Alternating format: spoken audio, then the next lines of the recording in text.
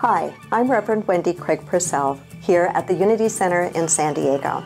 Thank you so much for watching today. If you'd like to support the work that we do here, please consider making a contribution. Go to our website. It's easy to do. Thank you in advance for that contribution. Sometimes, in fact, oftentimes, we need to let go of some stuff in order to create the life that we really want to be experiencing. I'm remembering learning about a situation in the Kalahari Desert when the people there are without water and they're trying to find a new source for water. Maybe their old sources have dried up. They have a rather unusual way of finding it. What they will do is they will find an old rotted out tree and they will cut a hole in that tree and they will stuff that tree with a whole bunch of nuts. And they do this because they know that baboons like nuts. And they make sure that there are baboons in the area that have watched them putting the nuts in the tree. And then the baboons will go to the tree and reach in to grab those tasty nuts. And as they reach in to grab those tasty nuts, they hold on to them and they try to pull their hand out. But guess what? They can't pull their hand out because the fist is too big to come back out through that hole. And they will not let go. They tug and they scream, however a baboon screams. I never heard a baboon scream, but they will tug and they will pull, and the hunter will be watching this all along. And the hunter will, I know, they don't have PETA over there, I guess. The hunter will go up and put a leash or a chain around the baboon and then kind of coax the baboon away from the tree, loosening the nuts, and then they will go ahead and feed the baboon a tremendous amount of salt. And eventually that baboon gets so thirsty that the baboon runs, leading the huntsman to a new source of water. It is smart. Not so nice for the baboon, but much needed for the huntsman. Can you relate to putting your hand, holding on to something in your life so tightly that you can't let go, you can't keep it because you're holding on in the wrong kind of way? Anybody relate to that? Yeah, sometimes it's really about recognizing where we've been holding on and we need to let go. We need to let go. What should you be thinking about? Are there any nuts you're holding on to? Or how about this poem? As children bring their broken toys with tears for us to mend, I brought my broken dreams to God because God was my friend. But then instead of leaving God in peace to work alone, I hung around and tried to help with ways that were my own. At last I snatched them back and cried, "How can you be so slow?" "My child," God said, "what could I do? You never did let go." I can relate to that sometimes. Hurry up, God. Show me now. When sometimes what's really needed is a pause point, right? A stepping back, a letting go, so that in letting go, think about it, when you're holding on tight with your hand, there's no capacity to receive something new, right? When you open your hands, you automatically create the capacity for something new to come in. Or how about this true story of a 5th grade teacher? I would have loved to have met this teacher. At the start of every school year, she would give her students a piece of paper and she'd take them through an exercise, a little bit like what we're doing today. And that exercise was that they were to write down all of the things they say to themselves that begin with, "I can't." So like, I can't kick a soccer ball. I can't learn how to do long division. I can't master writing. I can't figure out how to make friends, whatever it was. And she'd have the students fill out a piece of paper with all of these I can'ts, and she would do it as well. I can't get Johnny's mom to ever come in for an appointment. I can't figure out how to keep my class engaged. Whatever it was, they'd all write it down. And when they were done, she would file them outside to where she had created a box that looked like a coffin. And then there were shovels And the kids were to dig a hole, and they were to put all of the pieces of paper in the coffin, all their I can'ts in the coffin, and then they were to put the coffin in the hole, fill it with dirt, and literally bury I can't. And then this is the eulogy that the teacher would give each year. Children, please join hands and bow your heads. Friends, we're here today to honor the memory of I can't. While he was here with us on earth, he touched the lives of everyone, some more than others. We provided I can't with a final resting place and a tombstone. He's survived by his brothers and sisters I can, I will, and I'm going to right away. They're not as well known yet as their famous relative, and certainly not as strong and powerful yet. Perhaps, though, someday with your help, they'll make an even bigger mark on the world. May I can't rest in peace, and may everyone present pick up their lives and move forward in his absence. Amen.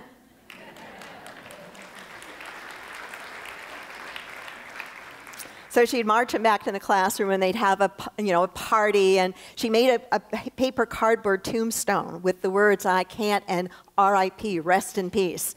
And it was hung prominently in the classroom so that any time during the year, if the kids started to say, well, I can't do that, I can't figure that out, or I can't get my homework done, whatever it was, she'd just point to the tombstone. Remember, we buried it. So there are things going on in your life and in my life, I know, that resemble the things I've just talked about. Maybe there's stuff we're holding on to that we really know it's time to let go. Maybe we are living under the myth of our own limited thinking, our own ways that we're holding ourselves back. And so it's time for us to prepare and be open to what is it that we need to let go. And so to help get us started, I'm going to ask Janet and the team to come up and sing a song. It is a pre-meditation song, but when you hear it, you're going to go, boy, sounds like too much shoo-bop for meditation. But I want you to listen and have fun with it, okay? Because sometimes we take our spiritual work a little too seriously. We can have fun in the process. So as you're listening to the song, I want you also to be thinking about what are some of the things you're going to let go of, okay? And then I'll take you through meditation. So come on up.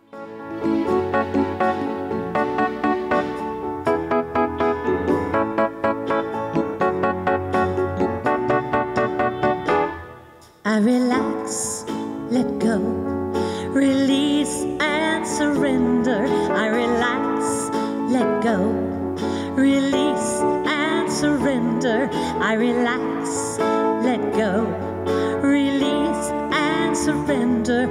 All is well, all is well. I relax, let go, release and surrender. I relax, let go, release and surrender. I relax, let go, release and surrender. All is well, all is well. And every day I affirm and pray that I'm blessed with everything I have. I release my fear, 'cause it's all so clear. I am held, I am loved, I am safe. I relax, let go, release and surrender. I relax, let go, release and surrender. I relax, let go, release and surrender. All is well, all is well, all is well, all is well. And now I see what my life can be when I trust in the process and have faith. And now I know when I just let go that I have all I ever need. I relax, let go, release and surrender. I relax, let go, release and surrender. I relax, let go, release and surrender. All is well, all is well, yeah.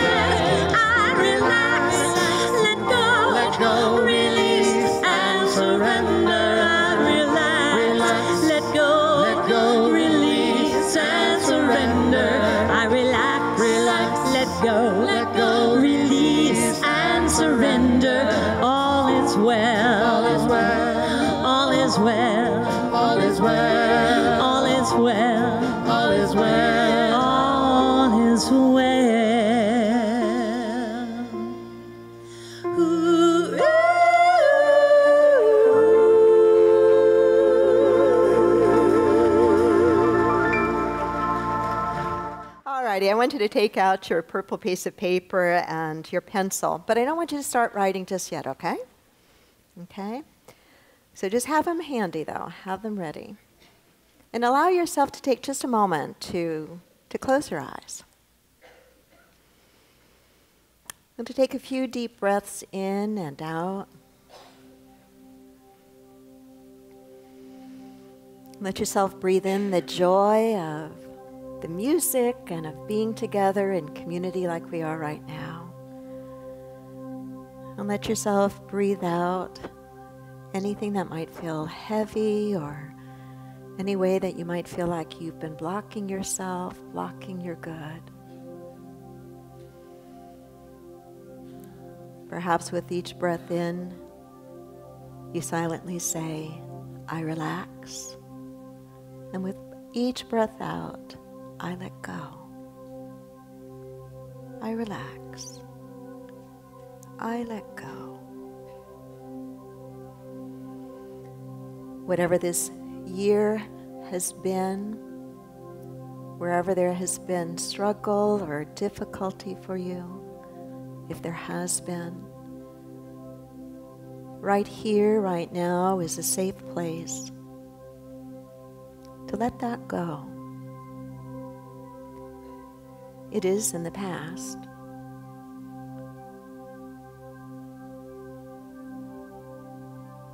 Now is a time and a place in quiet reflection to remember that you always have a choice. That you don't have to tell that story, hold that limiting thought or belief again and again.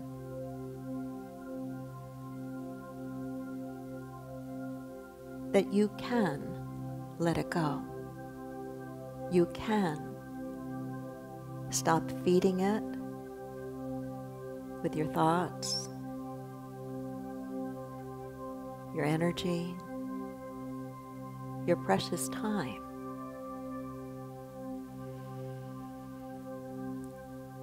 And so clearly there may be things you already know that you need to and you want to let go of. And in a few minutes, I'll ask you to write those down.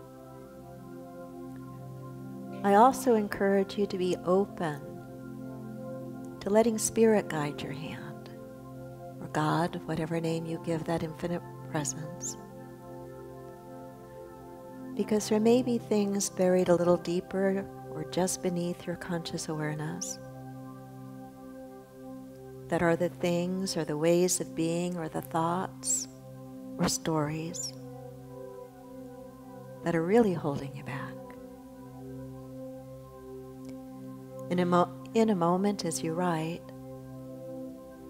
realize that you don't need to write an epistle. You don't need to write everything about the thing that you want to let go of.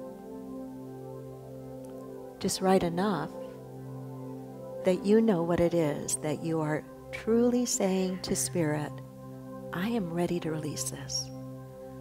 I am ready to no longer be held captive to it or hostage to it.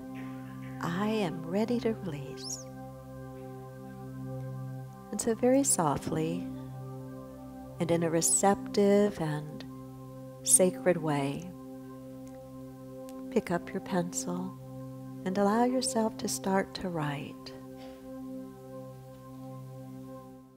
And if it feels right to you, you can always put something toward the end, just like when we pray for a specific thing, we often will say this or something better, Spirit. Trust that your higher self, the God in you, already knows everything that could be on this piece of paper. So you could put a statement that says something simple like, and anything else, God, that you know it's time for me to let go of. Okay?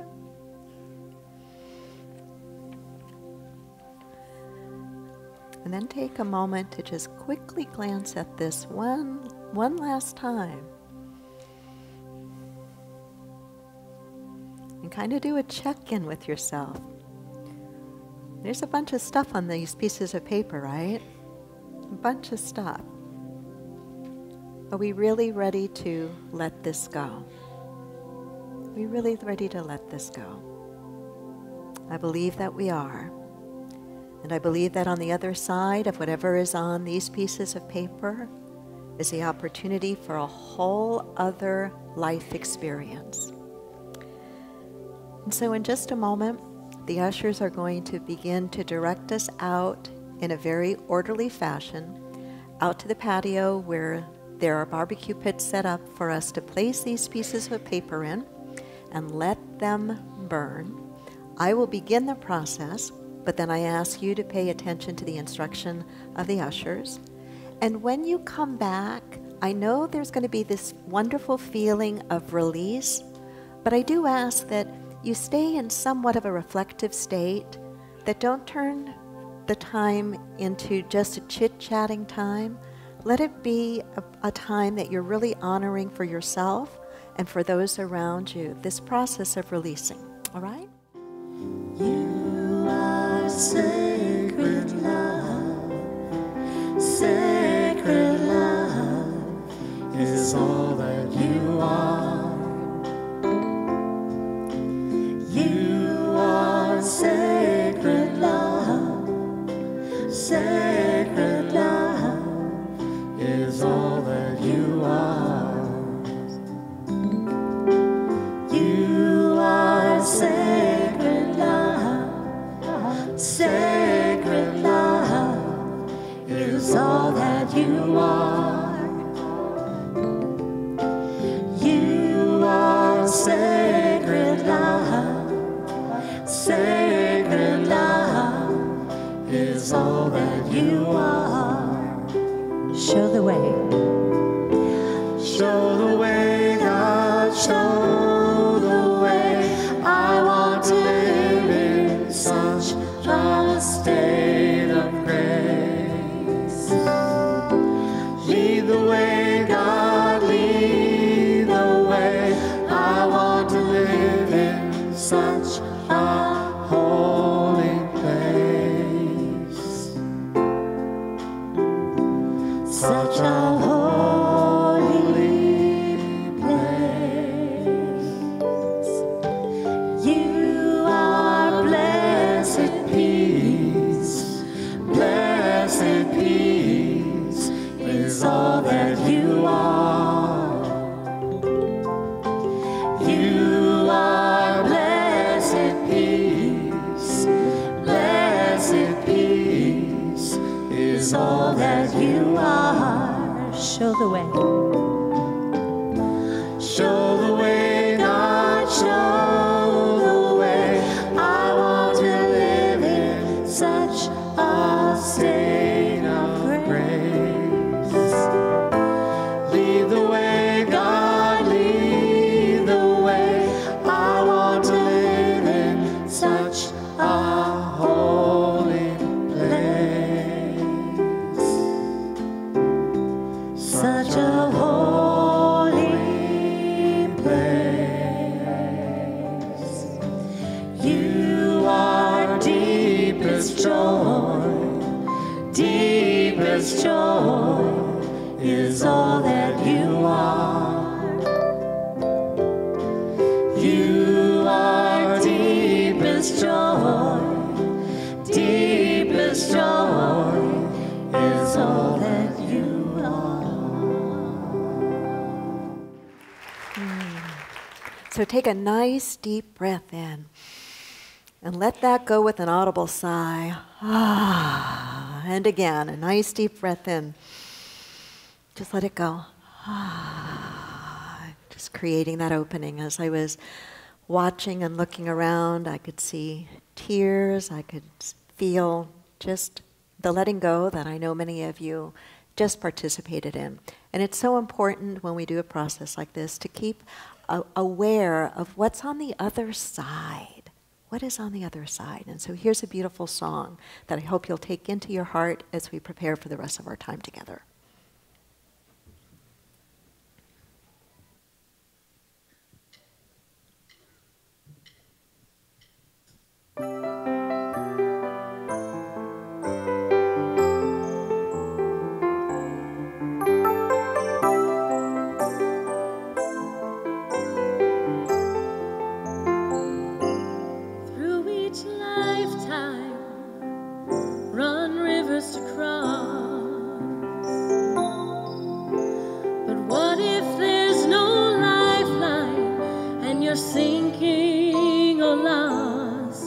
Just believe in your direction and let your heart explore, 'cause you can't reach new horizons standing on the shore.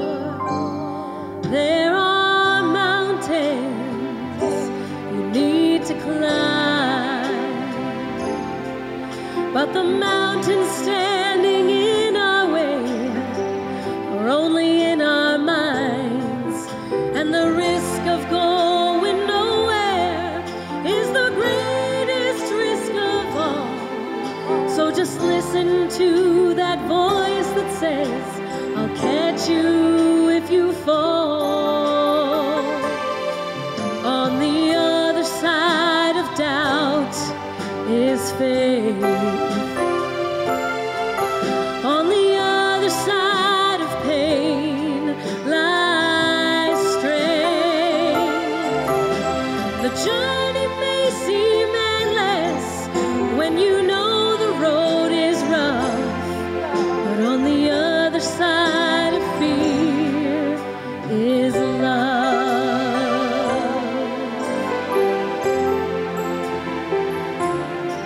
For such a long time I put my dreams aside. The tides of change felt dangerous, the mountains seemed too high, but my dreams were slowly fading as time went quickly by. So I took a breath with every step, never knowing I would find. On the other side of doubt is faith. On the other side of pain lies strength. The journey may seem endless when you know the road is rough, but on the other side of fear is love. On the other side of doubt is faith. On the other side of pain lies strength. Oh, the journey may seem endless, but then you know the road ain't rough, 'cause on the other side of fear is love.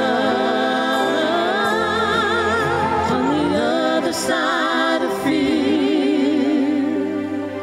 is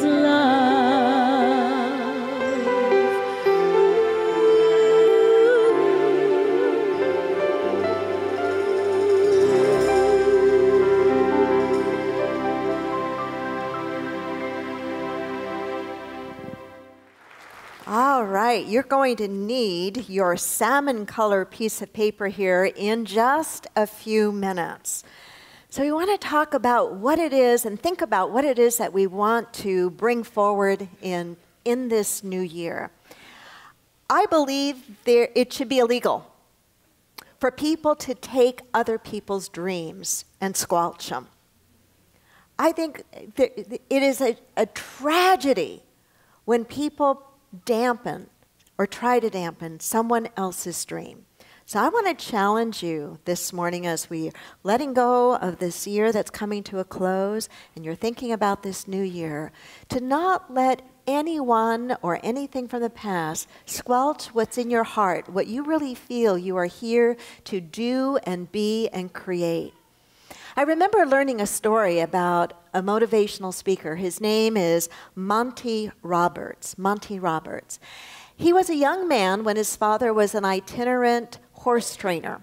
And his father would take him, Monty, and the family and move from farm to farm and racetrack to racetrack doing his work. And so Monty was in one school after another and didn't get the greatest of education. And when he was in his senior year, there was an assignment that the teacher gave. And the assignment was that he was to write about what he really wanted to be when he was an adult. And so he had thought long and hard about it, and he was very clear what he wanted to be. He wanted to own a 200-acre horse ranch. He wanted to raise horses, train horses, breed horses. He wanted to live in a 4,000-square-foot home. And so he wrote a 7-page document describing, and he must have been a Unity student, or a CSL student, describing in great detail exactly what he wanted. And he was very proud of everything that he had written, and he had drawn diagrams about where the houses and the buildings would be on his 200-acre horse ranch, and he turned the paper in. And a couple days later, he got that paper back with a bright red F on the paper. And beneath that F, written in red, the teacher said, "See me after class, and I'll tell you how you can improve this grade." And so he came in after class, and the teacher said, "This is a totally unrealistic dream for somebody like you. There's no way you can ever bring this forth. And if you want to get a passing grade on this paper, go back and write something realistic."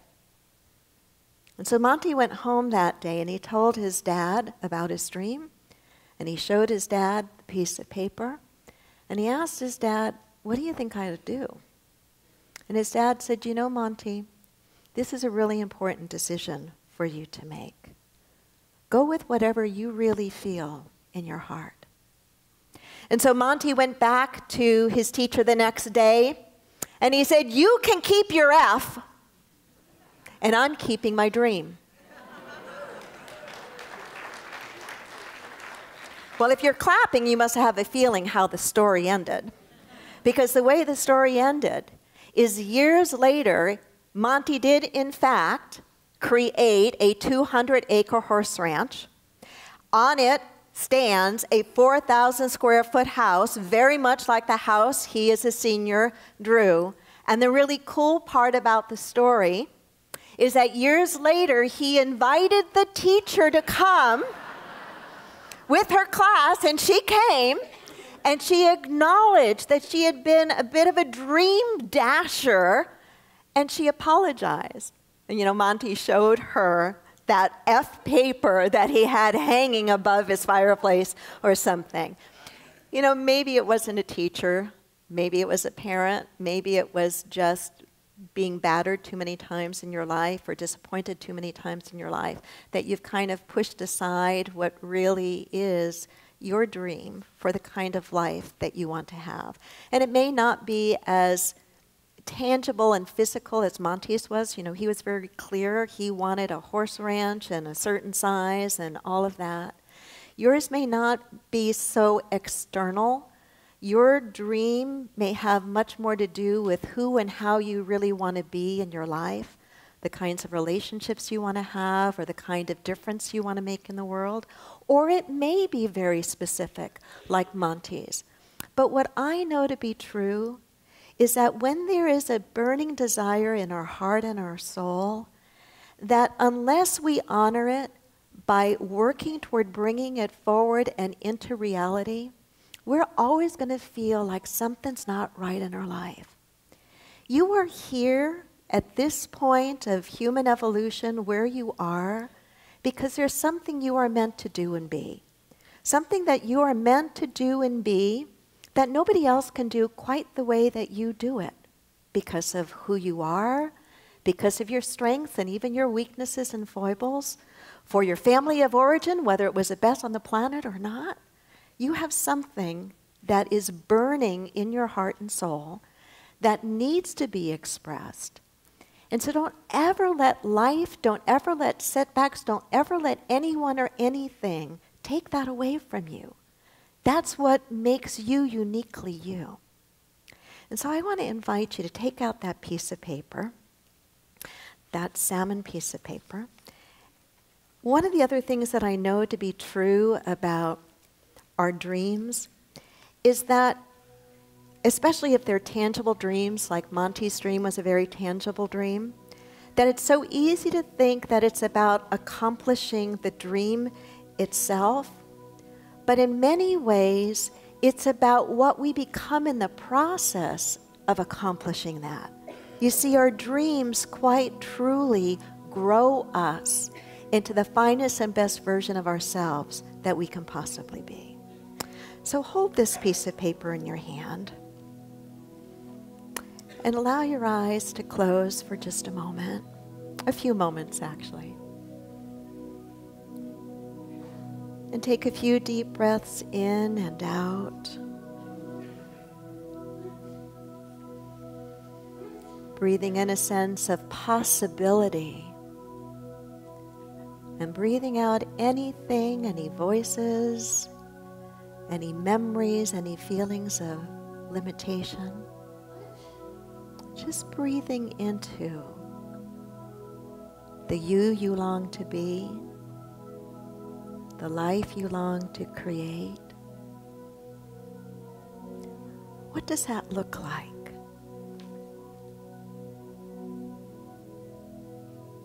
Is it tangible? Like Monty's was? Is it more about or more like a certain quality of life and living?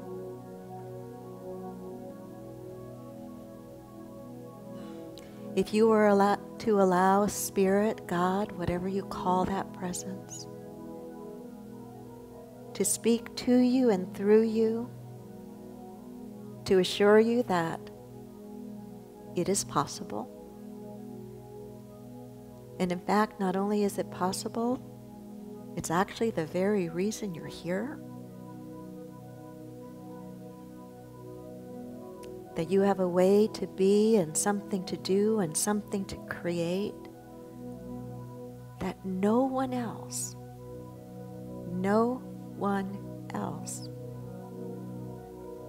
can quite do the way you're meant to do.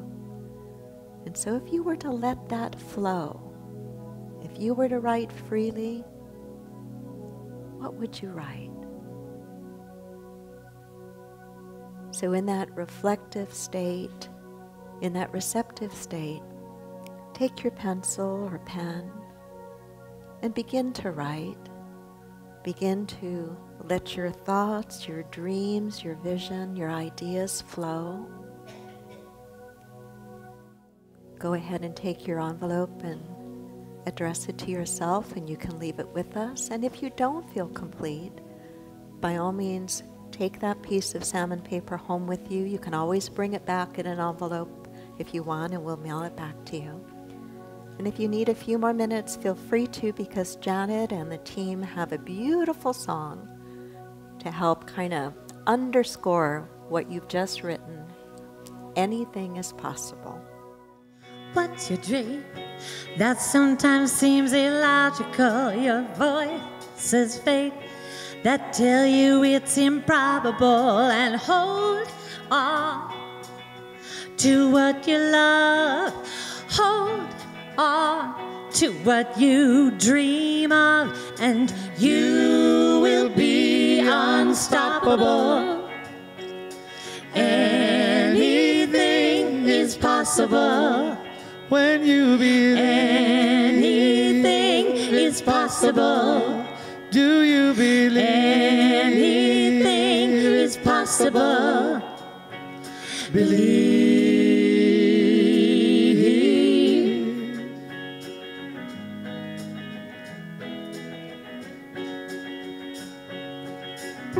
What's your dream that sometimes seems illogical? When you try and fall, your dream can feel intangible. And chin up, try again, stand up and carry on, and your dream will become visible. possible. When you believe, Anything is possible. do you believe? Anything is possible. Believe.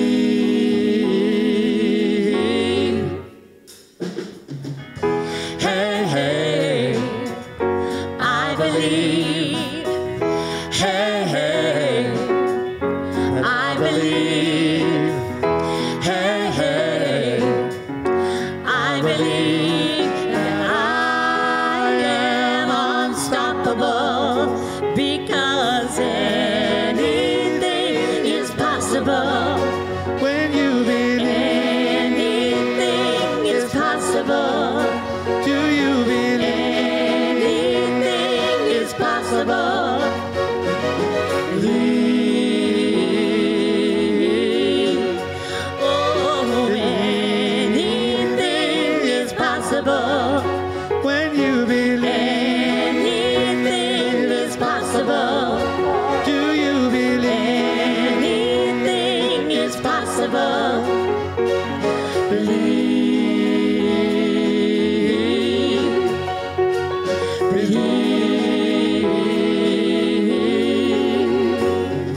Believe. Believe. Thank you, Janet, Nathan, and Soul Notes fan. Alrighty, this is one of my favorite parts of this service, the white stone. If you've not been with us before, you probably wonder what this thing is all about. It actually comes from a verse in the book of Revelation, an apocryphal book in the Bible. And this is a passage it comes from. He who has an ear, let him hear what the Spirit says to the churches. To him who overcomes, I will give some hidden manna. I will also give him a white stone with a new name written on it, known only to him who receives it. Very little bit of a history lesson here. In the Jewish tradition, in those days, the naming of a person or a place was a very significant act. The naming of a person or a place was an attempt to describe the quality of that thing. And so this idea of being given a new name, there are several examples in the Old Testament and New Testament of name changes of key characters in the Bible. And every name change was descriptive of or happened because of a change in consciousness. And so for us, the symbology of this is the recognition that in order to bring forth more of what it is that we would like to experience in this new year, we're going to need to expand our consciousness. We're going to need to embody a different way of being. Hence, in a way, a new name. And so what this white stone is going to be about for us in this new year is that particular quality.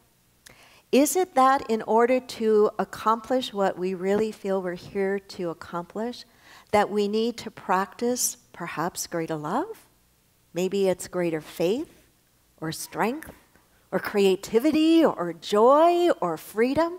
I don't know what your new name is, but I know that there is something that you are meant to embody in this new year, and that in embodying that, you will bring forth what it is that you wrote on this piece of salmon paper. So I'm going to ask Nathan to come up and help us get ready to move into just a very brief experience of meditation so that we can then receive what this guiding word will be. So Nathan, if I can have you come up, and I do want to give you some instructions here. So when we go into meditation, and it will be a short one, but when we go into meditation, try not to think of what you think should be on this stone. Try to resist the urge to think it, because when it comes from the head, it's not nearly as powerful as when it really comes from the spirit and from the soul. Does anybody not have one? I think they were on all of the chairs. Wonderful. Thank you. Thank you for paying attention to that. And one other little bit of instruction. Sometimes we keep getting the same word. Raise your hand if that's ever happened to you in this service. It's happened to me more than once. Try not to edit that as well. Try to go, oh, isn't this interesting? Isn't this wonderful? I get to deepen into this practice. Okay, deal? Deal? All righty, sit back, listen to Nathan's song, and then I'll take us into meditation. We are all the love of God. Beauty surrounds me, falling at my feet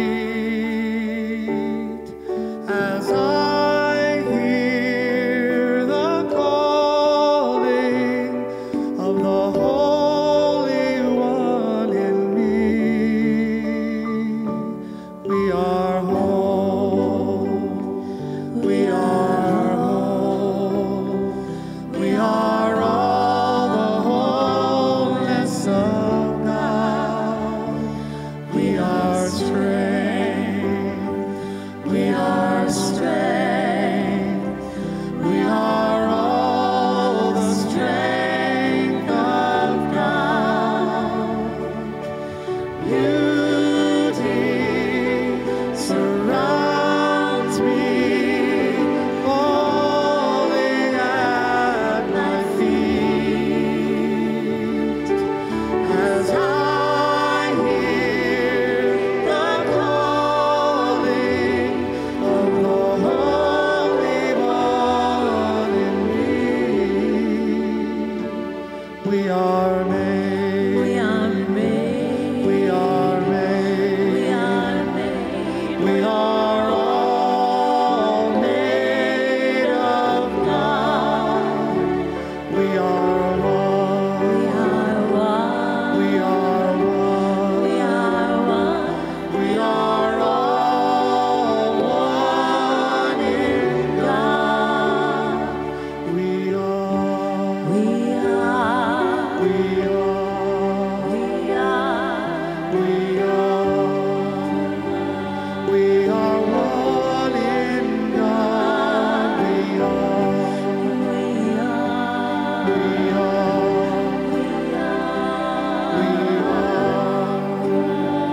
We are one in God. We are. We are. We are. We are. We are. We are one in God. We are. Allow yourself to slip into a quiet, reflective state of meditation, holding your white stone in your hand, allowing your awareness to rest on the breath, aware of the in-breath, aware of the out-breath.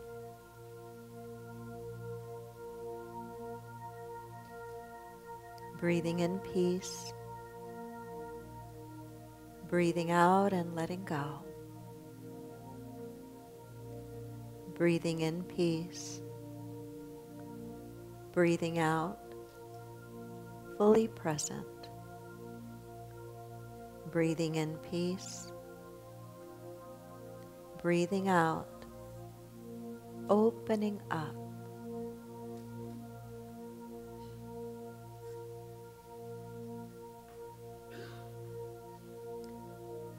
As you allow your attention to move to the area of your heart, imagine each peaceful breath moving in and through the area of the heart. As you very gently hold the question, what is to be my guiding word, my guiding practice in this new year? To just gently hold that question. What is to be my guiding word, my guiding practice in this new year?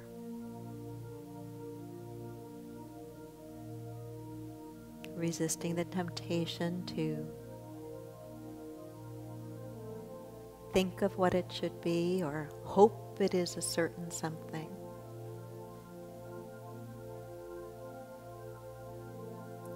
If you are visual, you might even imagine that the universe itself, God itself, Spirit, is literally writing that word on your stone. And you look at it and receive it with delight and a sense of joy. Perhaps if you're auditory, you actually hear it. What is that guiding word? That guiding thought, that guiding practice?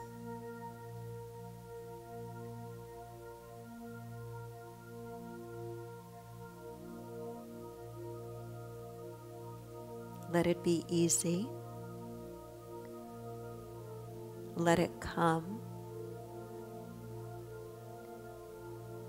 Welcome it. And then take your pencil and write it on your stone.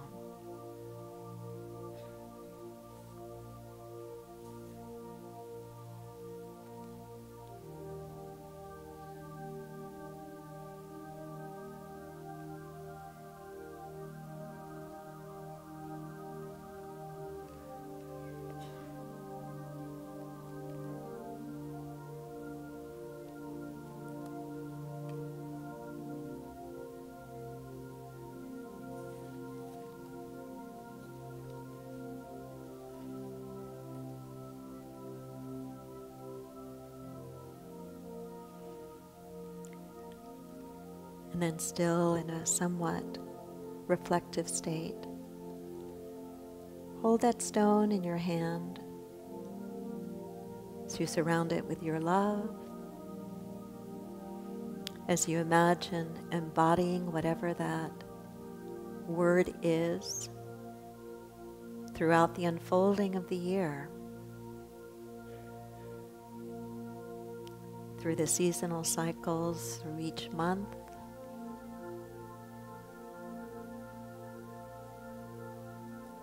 Seeing and feeling yourself anchored in the experience of that quality.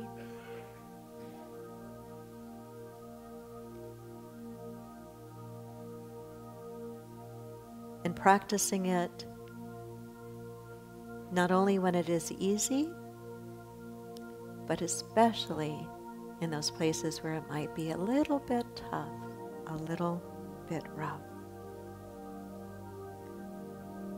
Knowing that you are loved and supported and that Spirit is within you every step of the way. Hold that as you allow yourself to be blessed by this song.